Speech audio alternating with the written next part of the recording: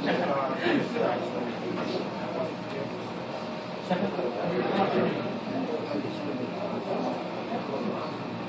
الله الرحمن الرحيم. إن الحمد لله نحمده ونستعينه ونستغفره ونتوب إليه ونعوذ بالله من شرور أنفسنا ومن سيئات أعمالنا. من يهد الله فلا مضل له ومن يضلل فلن تجد له وليا مرشدا. الحمد لك لا ند لك والملك لك من عالم الذر الخفي إلى الفلك. ما طار أو ما عاب منه أو سلك. ما كان من إنس وجن أو ملك إلا وقد شهدوا بأن الملك لك.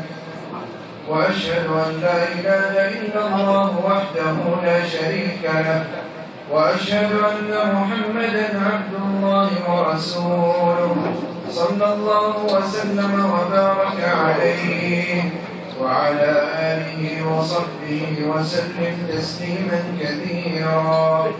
أما بعد، فإن الله تعالى قد أحل النكاح وندب إليه، فقال جل جلاله: ومن آياته أن خلق لكم من أنفسكم أزواجا لتسكنوا إليها وجعل بينكم مودة ورحمة. إن في ذلك لآيات لقوم يتفكرون.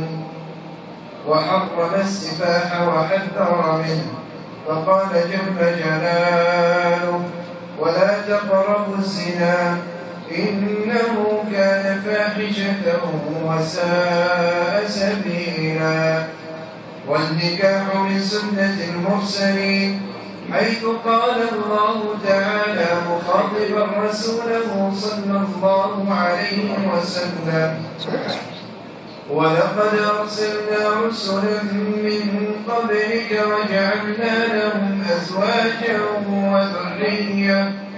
وما كان لرسول أن يأتي بآية إلا بإذن الله، لكل أجل كتاب. يمحو الله ما يشاء ويثبت، وعنده الكتاب. وقد حث رسولنا صلى الله عليه وسلم أمته على النكاح، فقال في خطاب عام للأمة: تزوجوا الودود الولود، فإني مكاثر بكم الأمم يوم القيامة.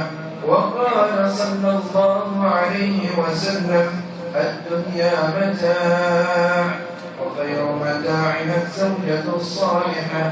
وقال صلى الله عليه وسلم: إذا أتاكم من ترضون دينه وخلقه فزوجوه، إلا تفعلوا تكن فتنة في الأرض وفساد كبير.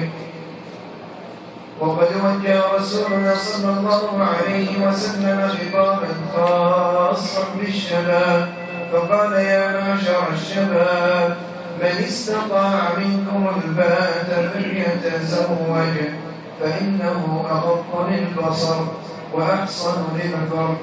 ومن لم يستطع فعليه بالصوم، فإنه له وجاء. هذا ونسأل الله تبارك وتعالى بأسمائه الحسنى وصفاته العلى في هذه الليلة المباركة أن يوفق العروسين إلى ما يحب ويرضى، وأن يبارك لهما وعليهما، وأن يجمع بينهما على خير، وأن يجعلهما مباركين حيثما كانا، وأن يجعله زوجا صالحا لها، وأن يجعلها زوجة صالحة له، إنه ولي ذلك والقادر عليه. والحمد لله على إتمامه، ثم صلاة الله مع سلامه على النبي وآله وصحبه وحزبه وكل مؤمن به